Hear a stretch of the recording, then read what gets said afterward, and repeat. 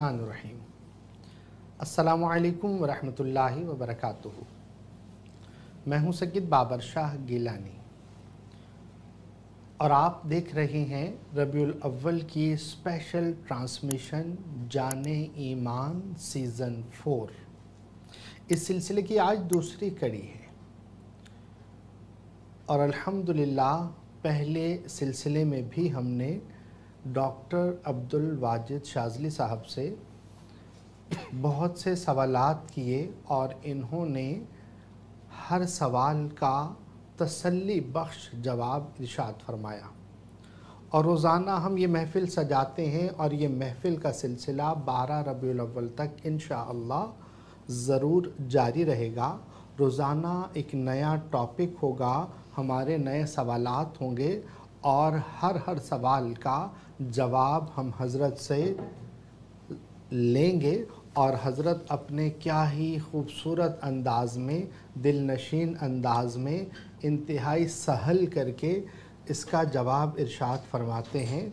और अल्हम्दुलिल्लाह सुम्मा अल्हम्दुलिल्लाह खुश नसीब हैं वो लोग कि जो कि इस ट्रांसमिशन के साथ जुड़े हैं और जिनको सीखने और सिखाने का ये सिलसिला मुयस्सर आया और ऐसी शख्सियत से मुंसलिक होना मुयस्सर आया कि जिन्होंने अमलियात की दुनिया में वो तहलका मचाया कि अल्लाह अकबर, जो आमाल लोग छुपाया करते थे सालों आमिलीन के या जो अमल को जानने वाले थे उनके पीछे सालों घूमकर ज़िंदगियां लोगों ने लगा दी, कोई एक अमल बता दिया।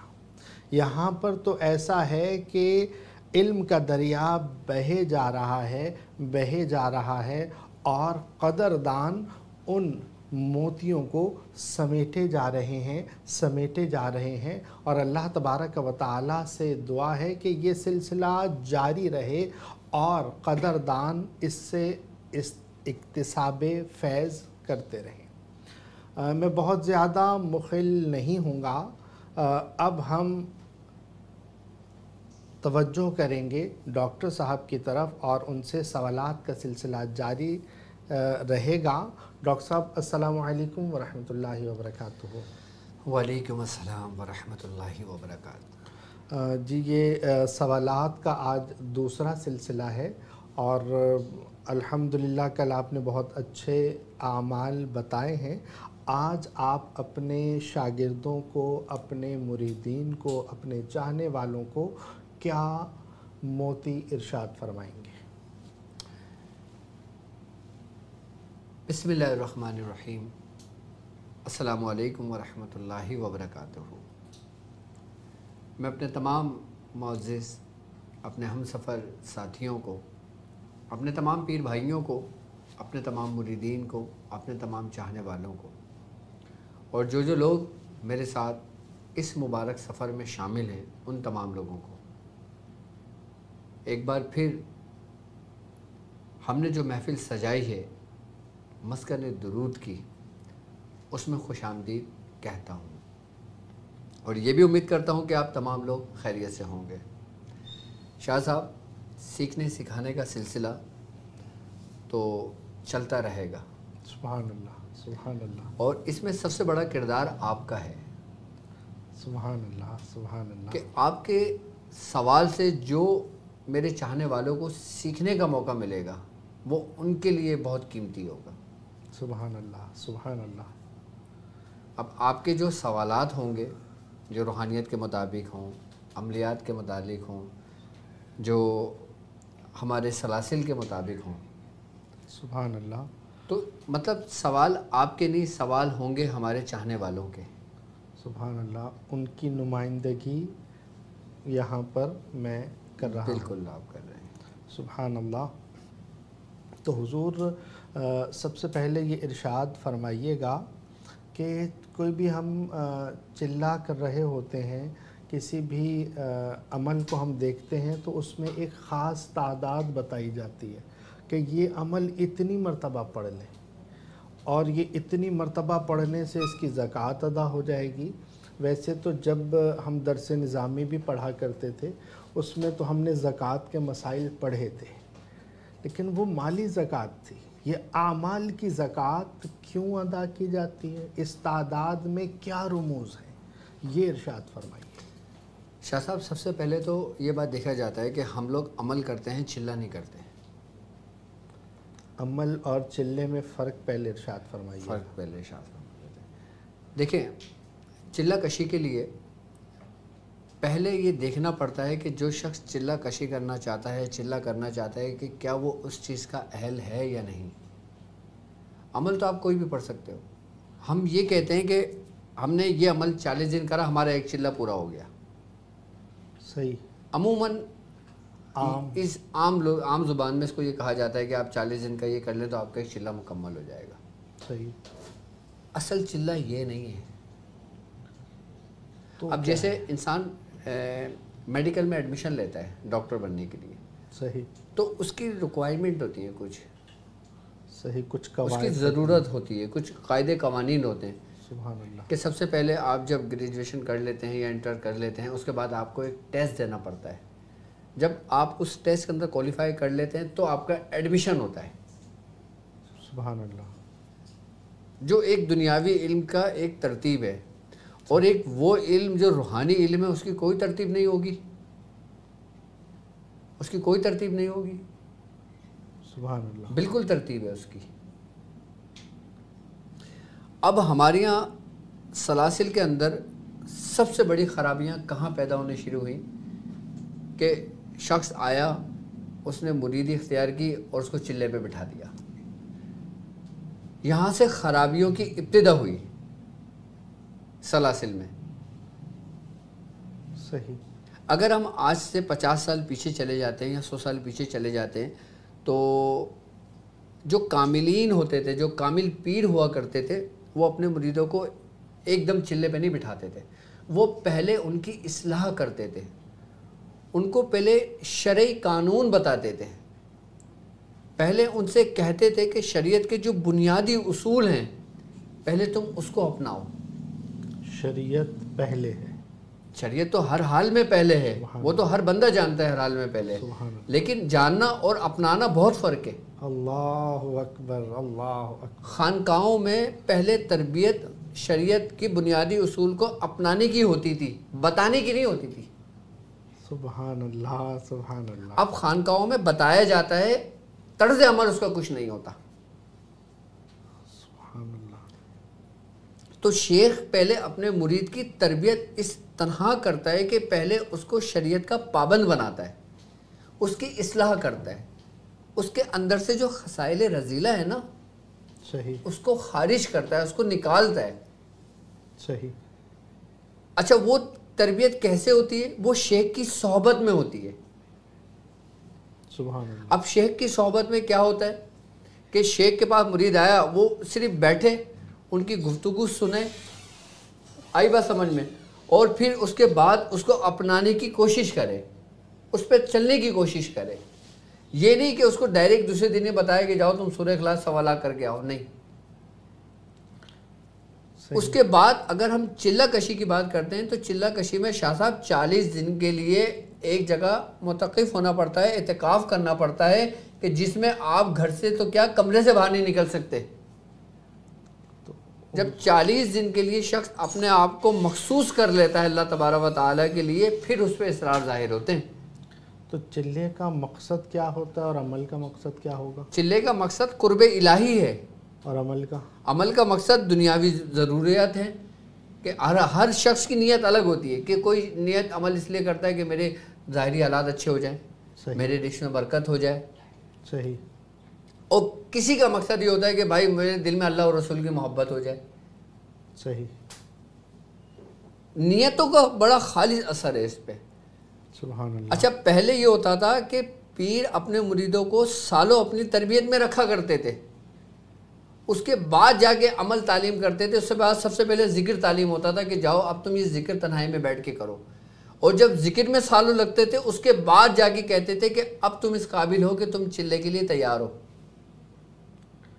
حضور یہاں سوال یہ ہے کہ قرب الہی کے لیے بیٹھنے سے پہلے اس کے ظاہر کو پاک ہونا ضروری ہے؟ جب تک تم ظاہر پاک نہیں کرو گے اپنا، تمہارا باطن کیسے پاک ہوگا؟ سبحان اللہ، یعنی با عمل ہونا ضروری ہے؟ با عمل ہونا ہی ضروری ہے کہ بغیر با عمل ہوئے وہ چلے کی طرف نہیں جا سکتے؟ وہ عمل کہلائے گا آپ کا، اس کا آپ کو ثواب ملے گا، فائدہ ہوگا، لیکن اس کا جو جز ہے نا، اس کا جو اصل ہے، جو اس کا عرفان ہے، صحیح، اس سے آپ محروم رہو گے۔ سبحان اللہ۔ وہ بابا کا وہ قول اس میں ہے کہ چلے کٹے پر کچھ نہ کھٹیا کی لہنا چلیاں وڑ کے ہو، علم پڑھیا پر عمل نہ کیتا کی لہنا علم نو پڑھ کے ہو، تے مرشد منیا ارشاد نہ منیا کی لہنا مرشد پڑھ کے ہو، تے تسبیح پھری پر دل نہ پھریا کی لہنا تسبیح پڑھ کے ہو۔ دیکھیں، میں آپ کو بات بتاؤں، سرکار دو عالم صلی اللہ علیہ وآلہ وسلم کا فرمان ہے، آپ نے فرمایا کہ جب تمہارے دل میں نرم مزاجی جو ہوتی ہے نا، نرم مزاجی، ہاں، جب تم دل کی نرمی سے محروم ہو جاؤ تو تم خیر کے کل خیر سے محروم ہو گئے۔ اللہ اکبر۔ جب تم دل کی نرمی سے محروم ہو گئے تو تم خیر کے کل خیر سے محروم ہو گئے۔ اس کا مطلب کیا ہے؟ اس کا مطلب یہ ہے کہ اگر کوئی مخلوق خدا، کوئی حاجت مند ہے، کوئی ضرورت مند ہے، اور تم اس کی مدد کر سکتے ہو، تم اس کے غموں کا مداوع کر سکتے ہو، اور اگر تم اس کے غموں کا مداوع نہیں کر رہے، تم نے اس کی مدد نہیں کری، تم مفسر تو ہو سکتے ہو، تم عالم تو ہو سکتے ہو، تم زاہد تو ہو سکتے ہو، تم عابد تو ہو سکتے ہو، لیکن نیک اور متقی نہیں ہو سکتے۔ سبحان اللہ، سبحان اللہ۔ درد دل کے واسطے پیدا کیا انسان کو۔ خانقاہوں میں تربیت میں سب سے پہلے دل کو نرم ہی کیا جاتا ہے۔ سبحان اللہ، مخلوق کا درد، مخلوق کا درد، سبحان، ورنہ طاعت کے لیے کچھ کم نہ تھے قر و بیاں، ہاں، اللہ کی اطاعت کے لیے تو بہت تھے۔ مطلب تم عابد تو ہو سکتے ہو، سبحان اللہ، تم زاہد تو ہو سکتے ہو، صحیح، لیکن نیک نہیں ہو سکتے۔ اللہ اکبر، اللہ اکبر۔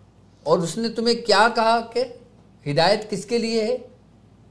ھدی للمتقین الذین، سبحان اللہ، کہ ہدایت ہے نیک اور متقیوں کے لیے۔ سبحان اللہ، سبحان اللہ، متقین کے لیے ہے۔ تو سب سے پہلے جو کام ہوتا ہے نا، وہ اپنے اندر سے جو ہماری انا ہوتی ہے نا، جی، پہلے اس کو کچلنا پڑتا ہے۔ صحیح، میں یہ نہیں کہتا کہ تم اپنی انا کچلنے کے لیے اپنے گھر والوں کو کچل دو، مطلب کہ چلے میں لگ جاؤ، گھر والے بھوکے بیٹھے میں، صحیح، تو ایسے چلے کا، ایسے عمل کا تمہیں کوئی فائدہ نہیں ہوگا۔ حقوق العباد، صحیح، حقوق العباد، حقوق اللہ، یہ سب سے پہلے ہے، سب سے پہلے حقوق العباد ہے، بندے کے حقوق ہے، تمہاری بیوی بچوں کا تم پر حق ہے۔ سبحان اللہ۔ اب تم رات دن تسبیح پھیرتے رہو، کام پہ نہ جاؤ، جی پیر صاحب نے عمل پہ بٹھا لیا، تو اس بیوی کے دل سے دعا نکلے گی یا؟ صحیح، تو سب سے پہلے شیخ اپنے مریدوں کی اصلاح اس ترتیب و طریقے سے کرتا ہے کہ پہلے اس کی ظاہری اصلاح ہوتی ہے، صحیح، پھر اس کو ذکر تعلیم ہوتا ہے، پھر اس کو چلہ کشی پہ لایا جاتا ہے۔ سبحان اللہ۔ اچھا، چلے کشی میں تعداد کی اہمیت، حضور یہاں پر ایک سوال یہ عرض کر رہا ہوں کہ جو 40 دن جو 40 سے چلہ سمجھتے ہیں کہ 40 سے چلہ ہو گیا، تو وہ جو 40 دن کی پڑھائی ہے اس کو چلہ نہیں کہیں گے؟ اگر 40 دن کی پڑھائی میں تمہیں رب مل گیا تو تمہارا چلہ ہو گیا، اور اگر نہیں ملا تو پھر تمہارا چلہ نہیں ہوا۔ تم نے اتنی کتابیں پڑھی، سبحان تم نے پوری زندگی گزار دی، تمہیں اللہ ملا؟ سبحان اللہ، سبحان اللہ، سبحان اللہ۔ جب نہیں ملا تو اس کا مطلب ہے تم نے غفلت میں گزارا۔ اچھا، اللہ ملنے کی کیا نشانی ہے؟ اللہ ملنے کی کیا نشانی ہے؟ تمہارے دل میں درد اور تمہارا دل نرم ہوگا۔ سبحان اللہ، سبحان اللہ۔ سرکار غوث پاک کے پاس، حضرت امام اعظم ابو حنیفہ رحمۃ اللہ علیہ کے پاس کوئی شخص اگر کوفے آتا سوال پوچھنے، ایک عام شخص بھی آتا نا، تو آپ اگر حویلی تھی آپ کی، آپ بڑے مالدار تھے حضرت امام اعظم ابو حنیفہ، آپ خود اتر کے آتے تھے چھڑی سے اور دروازہ کھولتے تھے، جتنی سخت سردی ہوتی تھی جو بھی سوال کرتا تھا آپ اس کو اس کا جواب دیتے تھے، آپ کے ماتھے پہ ذرا بھی شکر نہیں آئی تھی۔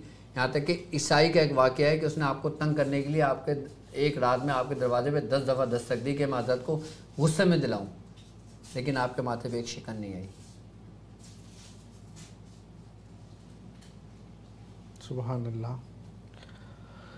سبحان اللہ حضور۔ خیر مطلب یہ ہے کہ 40 دن جو چلے کی شرائط ہیں، شرائط چلہ میں اعتکاف کرنا ضروری ہے، اور وہ چلہ کہلاتا ہے۔ اور عمل والا معاملہ یہ ہے کہ عمل کے لیے دیکھیں، عمل کے لیے تو یہ ہے نا کہ آپ مثال کے طور پہ ایک شخص کسی جنات کی حاضری کرنا چاہتا ہے، صحیح ہے، سمجھیے گا میری بات، ایک شخص اس نیت سے چلہ کر رہا ہے کہ میں لوگوں کی خدمت کروں گا، ایک شخص صرف اس نیت سے چلہ کر رہا ہے میرے استاد نے مجھے بتایا ہے، صحیح، ایک شخص صرف اس نیت سے کر رہا ہے کہ میں یہ کام کر رہا ہوں۔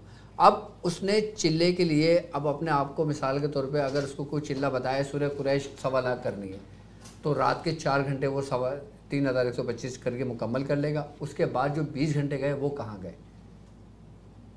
وہ کہاں گئے؟ 4 گھنٹے کی پڑھائی کی، 20 گھنٹے غافل ہوئے، تو 4 گھنٹے کی پڑھائی 20 گھنٹے کی پڑھائی پہ غالب آئیں گے؟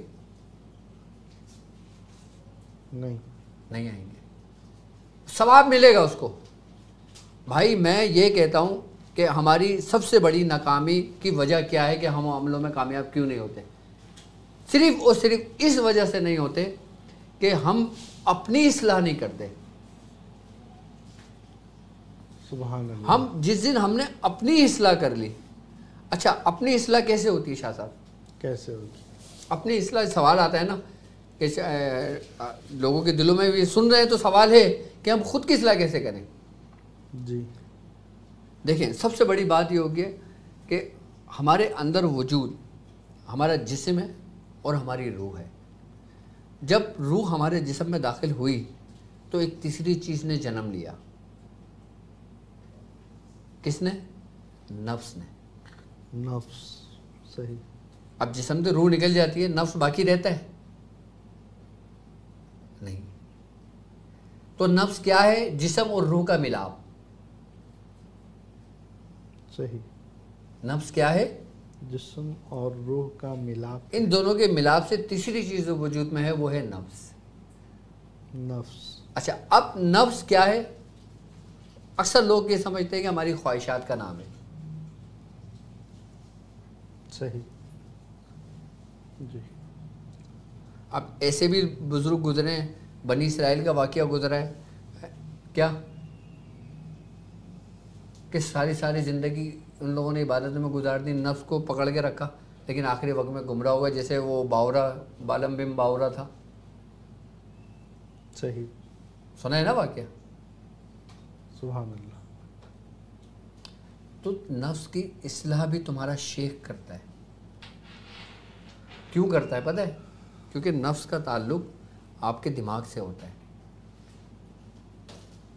کیوں؟ سرکار دو عالم صلی اللہ علیہ وآلہ وسلم کا فرمان ہے، آپ نے فرمایا ہے کہ حدیث قدسی ہے کہ اللہ تبارک تعالیٰ فرماتا ہے کہ میں تمہارے گمان کے مطابق ہوں، کہ تم مجھ سے جیسا گمان کرتے ہو میں اس کو پورا کرنے کے لیے تمہارے قریب آ جاتا ہوں۔ سبحان اللہ، ایسا ہی ہے نا کہ میں تمہارے قریب آ جاتا ہوں۔ اب تمہارا گمان کیا ہے؟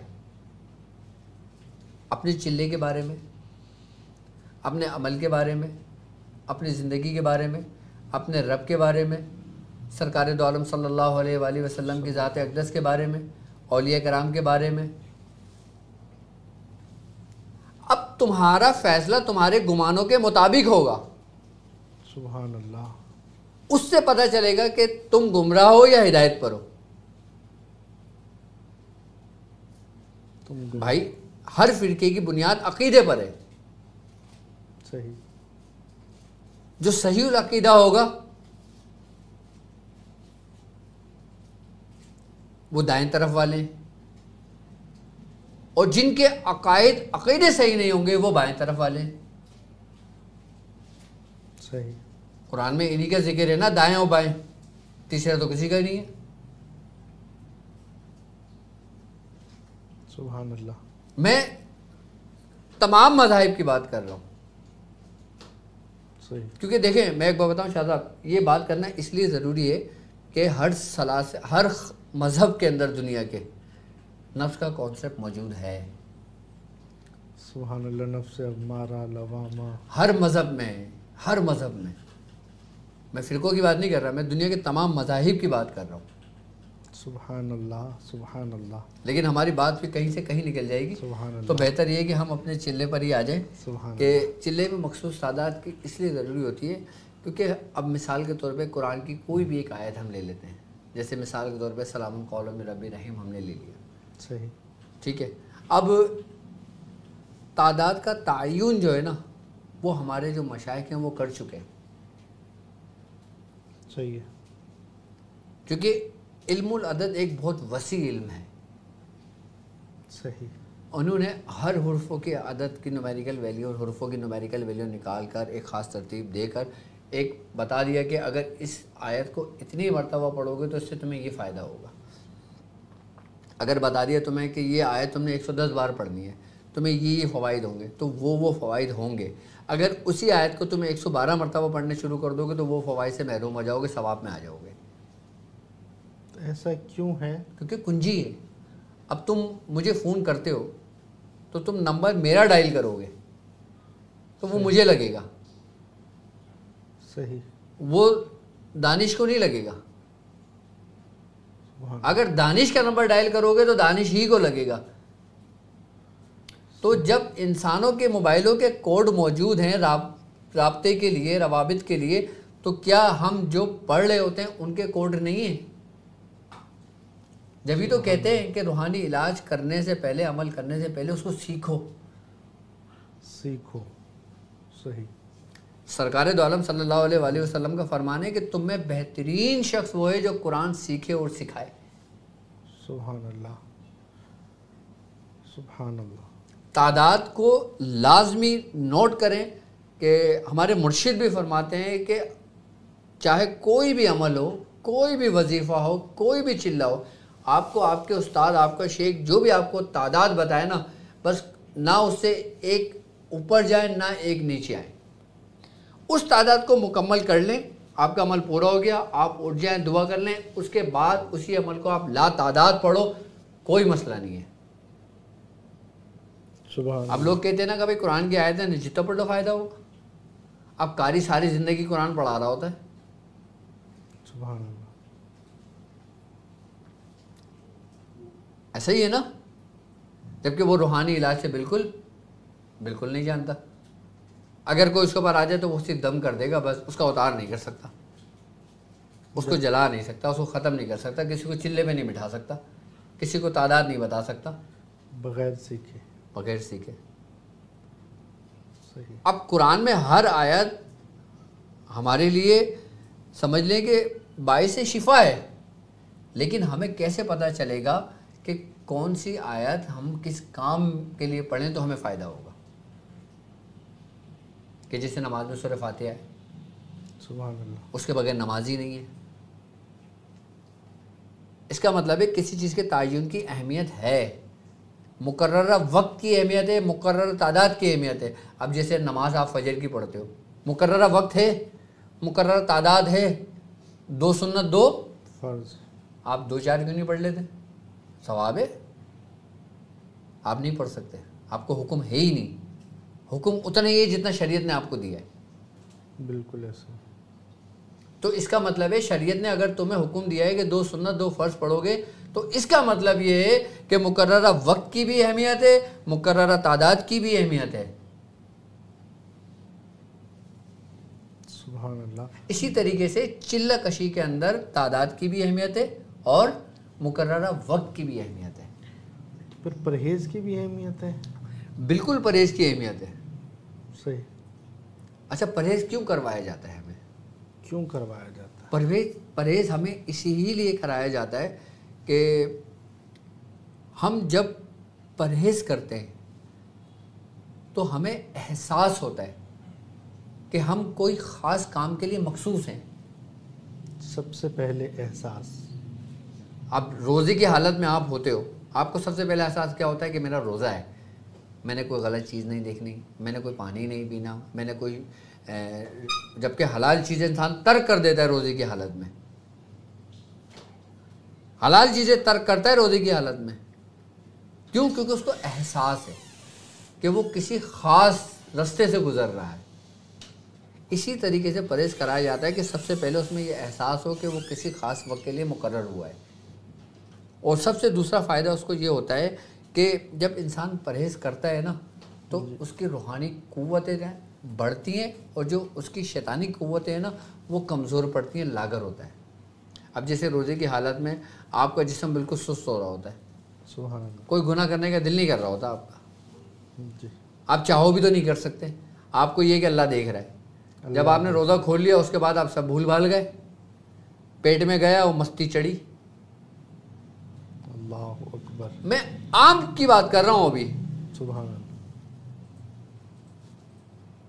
تو اس لیے پرہیز میں رکھوایا جاتا ہے. مولا کائنات حضرت علی رضی اللہ تعالیٰ عنہ کا فرمان ہے, آپ نے فرمایا کہ اتنا گوشت نہ کھاؤ کہ تمہارا پیٹ جانوروں کا قبرستان بن جائے. اس کی تعویل بزرگان دین اس کی یہ فرماتے ہیں کہ انسان جس قسم کا گوشت کھاتا ہے نا اس کے اندر اس جیسی خصلتیں پیدا ہونے لگتی ہیں. آج کل پاکستانی سب سے زیادہ کون سا گوشت کھا رہے ہیں؟ چکن. سبحان اللہ. اور پھر حالت آپ کے سامنے ہے ہمارے ملک کے. سبحان اللہ. سیاست سے پرہیز. سبحان اللہ. بالکل ہمارا تعلق ہی نہیں ہے. سبحان اللہ. تو اسی لیے پرہیز کی بھی اہمیت ہے. اچھا, پرہیز سے ہم جلد کامیاب ہوتے ہیں. جو لوگ پرہیز نہیں کرتے نا پھر وہ لگے رہتے ہیں, پھر ان کا سفر 40 دن نہیں 400 دن پہ چلا جاتا ہے. صحیح. اور اس میں بھی پھر گارنٹی دی ہے کہ وہ کامیاب ہو جائے. تو مطلب یہ ہے کہ جیسے گوشت سے پرہیز کرتے ہیں. سر سب سے بڑی بات ہے کہ پرہیز آپ کو متقی بناتا ہے. سبحان اللہ. پرہیز صرف کھانے پینے کا نہیں ہے, پرہیز ہر اس چیز کا ہے جو شریعت نے منع کر دیا. اللہ اکبر. یہ اصل چیز ہے. لوگ جو اعمال کر رہے ہوتے ہیں اس میں جھوٹ, یہ وہ, حسد, ہر چیز, ہر معاملہ کر رہے ہوتے ہیں. نہیں, پرہیز کر رہے ہیں, ہم عمل کر رہے ہیں. تو وہ جب پرہیزگاری نہیں ہے اور صرف کھانے پینے میں پرہیز ہے تو اس پرہیز کا کوئی فائدہ نہیں ہے. سبحان اللہ. اصل پرہیز وہی ہے کہ جس سے شریعت نے منع کر دیا, تمہارے استادوں نے منع کر دیا. اب ایک شریعت منع کر رہی ہے, ایک استاد منع کر رہا ہے. شریعت منع کر رہی ہے کہ گناہوں سے, اس سے, اس سے, ہر چیز سے میں گزرے. استاد بول رہا ہے کہ حلال چیز ہے گوشت نہیں کھانا. شریعت جب کہ بولیے کھا لو, استاد بول رہا ہے نہیں کھانا. استاد بول رہا ہے مچھلی نہیں کھانا, شریعت بولیے مچھلی کھاؤ. صحیح.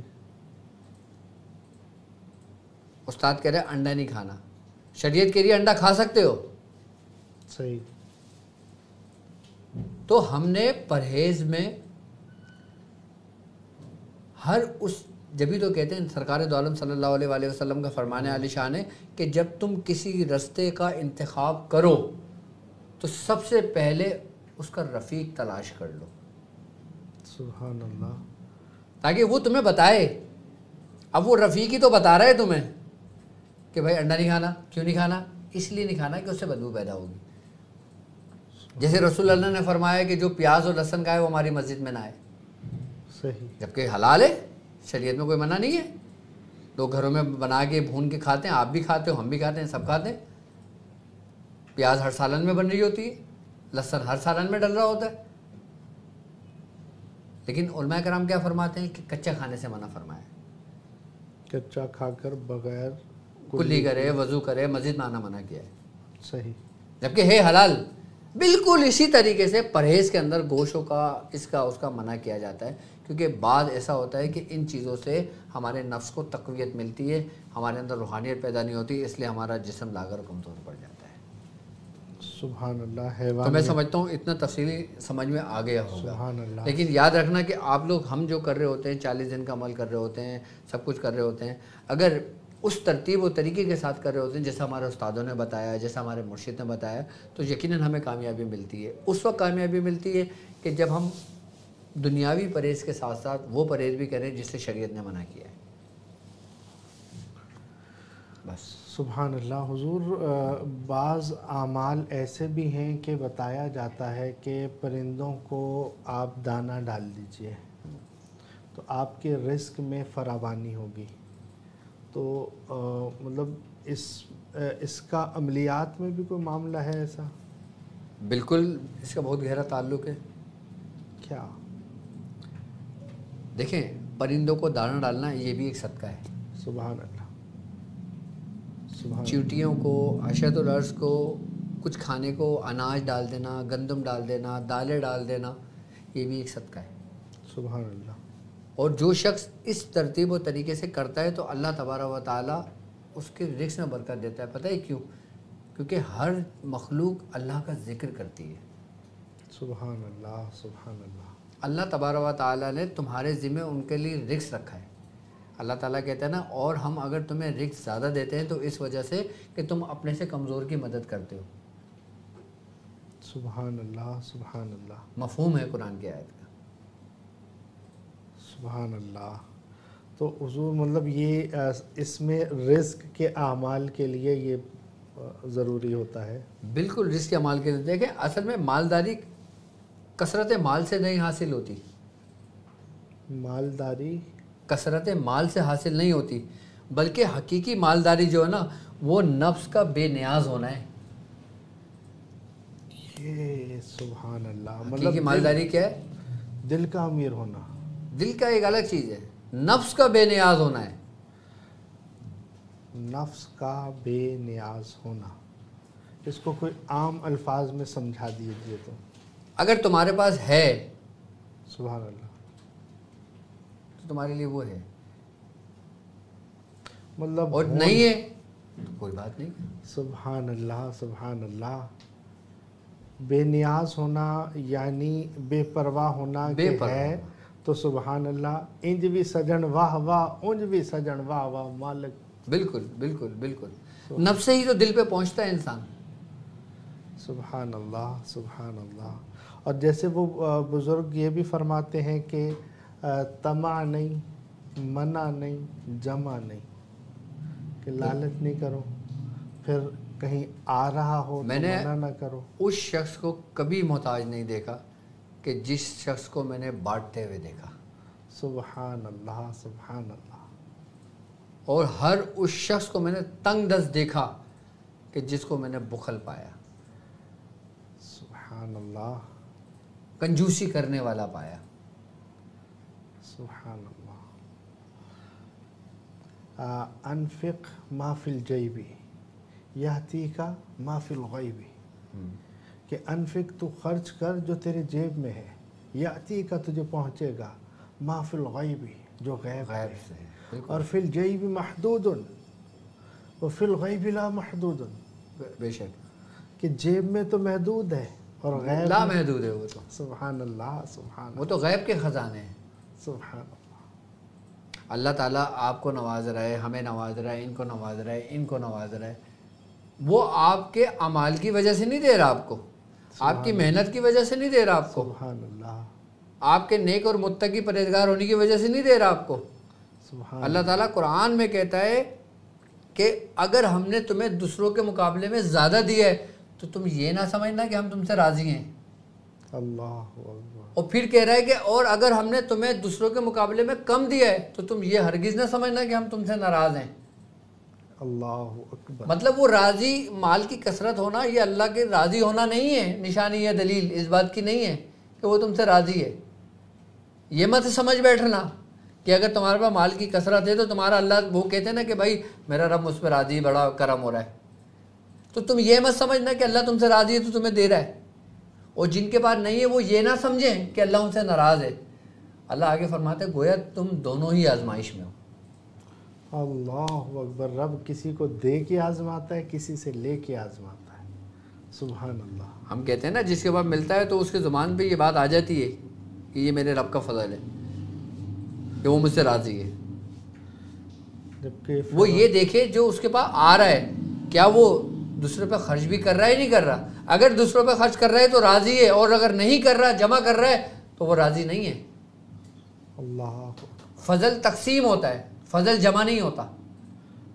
فضل تقسیم ہوتا ہے. فضل بڑھتا ہے نا, فضل کبھی بھی نہیں وہ بڑھتا ہے ہمیشہ, کبھی نہیں رکتا.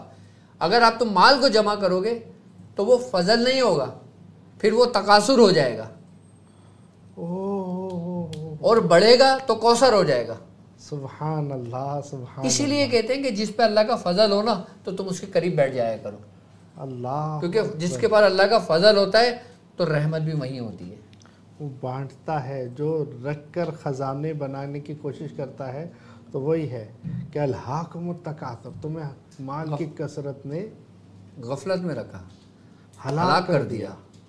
ہاں, یہاں تک کہ تم نے قبروں کو منہ دیکھا, حتی زرتم المقابر, اللہ اکبر, کہ تم نے قبروں کا منہ قبروں کا منہ دیکھا. تو مطلب جو نہیں بانٹ رہا, جو سنبھال کے رکھ رہا ہے وہی تکاثر ہے, جو بانٹ رہا ہے وہ فضل میں شامل وہ ہے, کوثر ہے, اور پھر وہ اللہ کثرت ہے, اللہ تبارک و تعالی وہ برکت ہے. بانٹنے میں کثرت عطا فرماتا ہے. بالکل, کثرت ہی برکت ہے. اللہ اکبر. بھائی تمہیں رب دے رہا ہے, اس کا مطلب ہے نا تمہاری کوئی ادا اس کو پسند ہے. سبحان اللہ. اور سب سے بڑی ادا اس کو جو پسند ہے وہ لوگوں کی خدمت کرنا, لوگوں کی کام آنا. جیسے میں نے بتایا کہ اگر تم کسی کی مدد کر سکتے ہو اور تم نہیں کر رہے تو تم عابد و زاہد تو ہو سکتے ہو لیکن نیک نہیں ہو سکتے. نیک نہیں ہو سکتے. اللہ تبارک و تعالی ہم سب کو بانٹنے والا بنائے, اور اسی لیے کہتا ہوں کہ جو علم آپ نے سیکھا ہے, بزرگوں سے لیا ہے, اور وہ جس طرح سے بانٹ رہے ہیں تو یہ اس میں بھی علم کی بھی زکوٰۃ یہی ہے کہ لوگوں میں تقسیم کرنا. سبحان اللہ سبحان اللہ. چھپا کر بیٹھ جانا یہ خیانت ہو گئی نا, یہ خیانت ہو گئی. بھائی اللہ نے تمہیں علم دیا, سبحان اللہ, تو روز محشر وہ تم سے سوال کیا کرے گا کہ میں نے تجھے عطا کیا, تجھے عطا کیا, تو نے کیا کیا, تو نے کیا کیا. اللہ اکبر اللہ اکبر. اللہ روحانی علم ہو, دنیاوی علم ہو, بانٹنے سے بڑھتا ہے, کم نہیں ہوتا. سبحان اللہ سبحان اللہ. حضور خیر سوالوں کی طرف ہی میں جاؤں گا. حضور کوئی ایسا بھی جانور یا ایسا بھی کوئی پرندہ ہے کہ جس کو گھر پر رکھنے سے روحانیت ملتی ہے, یا وہ ہماری نیگیٹیوٹیز کو جذب کرتا ہے؟ بالکل بالکل. سب سے بڑی بات یہ ہے نا کہ جو گھریلو بلی ہوتی ہے, گھریلو بلی, اچھا گھریلو بلی کا آپ کے گھروں میں ہونا یہ اچھی علامت ہے. صحیح. ایک ہوتا ہے وہ اپنی مرضی سے آئی, ایک ہوتا ہے آپ خرید کر لائے. جی یہی سوال ذہن میں آ رہا تھا. ٹھیک ہے. اب جیسے سرکار دو عالم صلی اللہ علیہ وآلہ وسلم کا فرمان عالی شان ہے کہ جہاں پہ بکریاں بنتی ہیں, جو بکریوں کا باڑا ہوتا ہے یا بکری گھر میں بھی رکھتے ہیں, تو آپ نے فرمایا کہ اس کے قریب نماز پڑھو کہ اس میں برکت ہے. سبحان اللہ. بکریوں میں برکت ہے, بکریوں میں برکت ہے. اور اونٹ کے باڑے میں نماز پڑھنے سے آپ نے منع فرمایا, آپ نے فرمایا کہ اس سے دور ہو کر پڑھو. اونٹ جہاں بنتا ہے, اونٹ کا جو باڑا ہوتا ہے وہاں پہ نماز نہیں پڑھ سکتے آپ, اس کے اندر صحیح منع فرمایا ہے. اس کی وجہ ارشاد فرمائیے. وہ شیطان سے منسوب کرا ہوا اس کو, اس جگہ کو. حالانکہ اونٹ تو کیا ہی تخلیق ہے, کیا ہی الابل کیف خلقت. شیطان اس کو پہچانتا ہے نا. صحیح. ہاں سبحان اللہ. یہ جبکہ حلال دونوں ہیں, لیکن ایک میں نماز پڑھنے کو منع کیا ہے اور ایک میں کہا کہ اس کے قریب ہو کے نماز پڑھا کرو, برکت ہے. برکت ہے.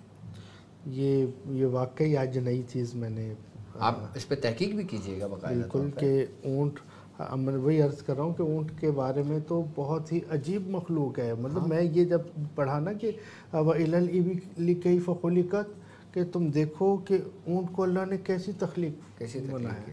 اس کو صحرا کا جہاز کہا جاتا ہے، مطلب 100 سال بعد بھی کسی جگہ سے گزر جاتا ہے، وہ سٹوریج کیسے کرتا اصل ہے، میں اس کانٹے لیے کیسے بزرگان کھاتا ہے، فرماتے ہیں کہ شیطان جو نا اونٹ کے قریب رہنا پسند کرتا ہے. اسی لیے وہ اس کو غصہ بہت آتا ہے اونٹ کو، بالکل. اپنے مالک کو بھی مار دیتا ہے. میں نے کیا کہا کہ بزرگ کیا فرماتے ہیں کہ شیطان اونٹ کے قریب رہنا پسند کرتا ہے، اس جگہ پہ جو اونٹ جہاں بنتے ہیں سارے، جو اونٹ کا باڑا ہوتا ہے. سبحان اللہ. تو یہ اچھا مطلب برکت تو سبحان اللہ، روحانیت کی دنیا میں، عملیات کی دنیا میں بکری سے اور بلی کے رکھنے سے کوئی فائدہ ہے؟ کوئی جادو کو جو ہے نا اس طرح سے کہ جادو میں کوئی فائدہ ہو جائے یا آپ کی حفاظت کرتی ہو وغیرہ وغیرہ؟ نہیں، اس میں اختلاف ہے کہ کچھ مخصوص پرندے ہیں کہ جن کے بارے میں کہا جاتا ہے کہ آپ اس پرندے کو رکھ لیں تو گھر پہ جادو اثر نہیں کرتا. صحیح. جیسے تیتر ہو گیا. جی جی جی جی. آئی بات سمجھ میں؟ جیسے پرندوں میں طوطا ہو گیا. صحیح. آئی بات سمجھ. لیکن میں سمجھتا ہوں پرندوں کو قید نہیں کرنا چاہیے. سبحان اللہ سبحان اللہ.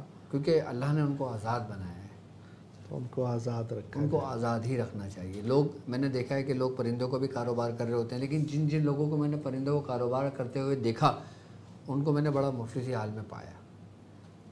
اگر ان میں کثرت بھی ہوئی مال کی تو پھر مال صحیح جگہ لگتے بھی نہیں دیکھا. اللہ تو اس لیے پرندے کے کام کرنے میں تھوڑا سا میں اپنے شاگردوں کو کہتا ہوں کہ اس سے تھوڑا سا کنارہ کشی اختیار کریں، کچھ اور کر لیں.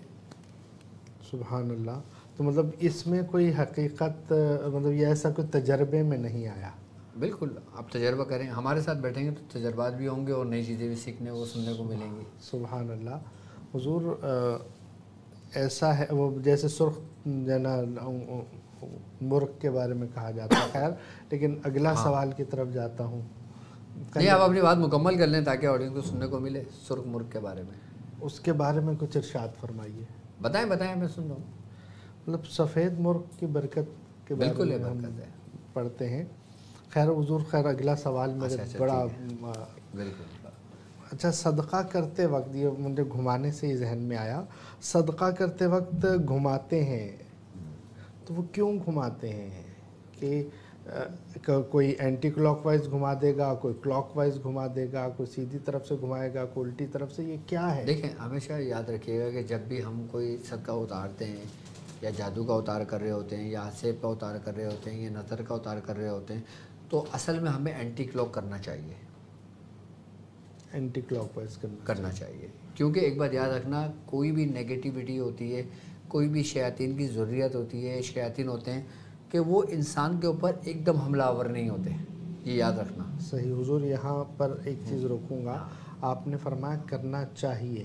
ہاں، چاہیے سے مراد وجوبی ہے کہ مطلب الٹا ہی کرنا ہوگا؟ میں وہی اسی طرف آ رہا ہوں نا، کیوں کرنا چاہیے، میں اس جانب آ رہا ہوں. صحیح. کہ کوئی بھی نیگیٹیوٹی ہو، کوئی بھی شیاطین جنات ہوں، وہ انسان کے اوپر ایک دم حملہ آور نہیں ہوتے. پہلے وہ اس کے گرد گردش کرتے ہیں. صحیح. مطلب گردش اس طرح کرتے ہیں کہ جیسے کلاک وائز گردش ہو رہی ہوتی ہے، کہ جیسے کوئی انسان، کوئی شیطان جنات یا کچھ جانور یا کچھ دیوار میں گھسنے کا راستہ دیکھ رہا ہے. جیسے ڈرل مشین جو ہے نا وہ گول گول گھوم کر سوراخ کرتی ہے. ٹھیک ہے. اب مثال کے طور پہ ایک دیوار ہے، دیوار میں کوئی پرندہ ہے، اس کو کوئی جانے کی جگہ ملے گی تو وہ پہلے گھومتا رہے گا، اس کے بعد داخل ہو کے وہ اندر داخل ہو جائے گا. صحیح.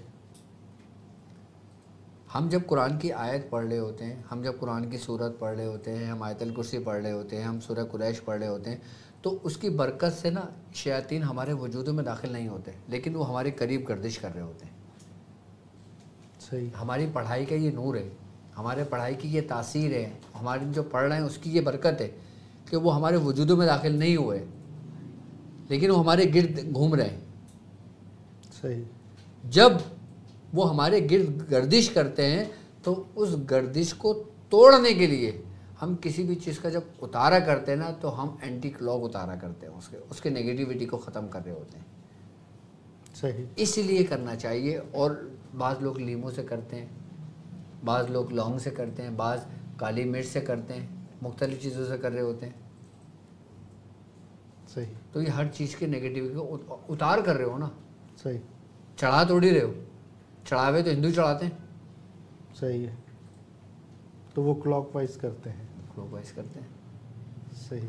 اور ویسے آپ جب کسی کے اوپر بندش لگا رہے ہوتے ہو، کسی پتلے کے ذریعے کر رہے ہوتے ہو، تو آپ اینٹی کلاک نہیں کرو گے، پھر آپ کلاک وائز کرو گے. وہ دوسرا تک وہ چھوڑ دیں اس کو، وہ کہیں اور بات نکل جائے گی. صحیح. مطلب جیسے کہ ایک بوتل، یہ کسی دشمن کے لیے ہوتا ہے کہ کوئی دشمن ہو، آپ کے دین کو نقصان پہنچا رہا ہے، آپ کے ایمان کو نقصان پہنچا رہا ہے، آپ کے گھر کی جان و عزت کو نقصان پہنچا رہا ہے، تو اس کے لیے شرعاً اس طریقے سے کر سکتے ہو آپ. صحیح. مطلب میں اتارے کے جیسے نارملی جیسے ہم کوئی چیز کو کا ڈھکن ٹائٹ کرتے ہیں، ڈھکنا ٹائٹ کر رہے ہوتے ہیں تو کلاک وائز کر رہے ہوتے ہیں. کوئی بوتل کھولیں گے، اس کی کیپ کھولیں گے تو اینٹی کلاک وائز کھولیں گے. سبحان اللہ. یہ تو سائنس نے بھی بتایا آپ کے.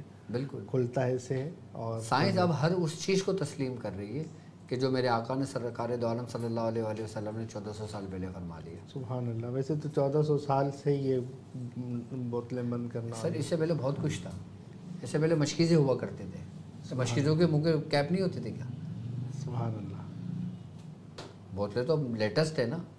جی. جیسے سرکار دو عالم نے فرمایا کہ جب مغرب کی اذان ہو، جب سورج غروب ہو جایا کرے تو اپنے گھر کے اندر جو برتن ہوتے ہیں اس کو اوندھا کر کے رکھ دیا کرو.